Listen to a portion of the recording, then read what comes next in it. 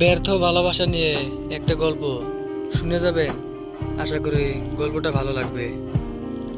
একটা সময় দুইটা পাখি ছিল।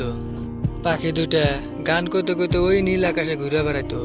দুইজনে উড়ে বেড়াইতে বেড়াইতে মেয়ে পাখিটা ছেলে পাখিটাকে বলল, চলো এবার বাসা বানানো যাক।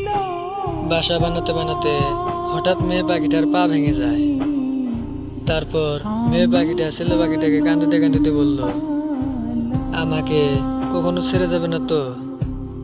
এই কথা শুনে সঙ্গে সঙ্গে ছেলে পাখিটা তার দুটি ডানা ভেঙে ফেলল। তারপর ছেলে পাখিটা বলল, এবার তো বিশেষ হলো, তোমাকে আমি কখনো ছেড়ে যাব না। এইভাবে বেশ কিছুদিন চলে গেল। হঠাৎ একদিন ঝড় তুফান শুরু হলো। তখন ছেলে পাখিটা মেয়ে পাখিটাকে বলল, তুমি একটা নিরাপদ জায়গা খুঁজে নাও। এই কথা শুনে মেয়ে পাখিটা উড়ে গেল দূর আকাশে। পরের দিন সকালে মেয়ে পাখিটা তার বাসায় ফিরে এলো। ফিরে এসে দেখে সেই ঝড় তুফানে ছেলে পাখিটা মারা গেছে।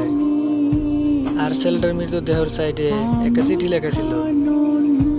আর সেই চিঠিতে লেখা ছিল, হাজারো কষ্টের মাঝে বেঁচে থাকতাম যদি তুমি আমার সাথে থাকতে।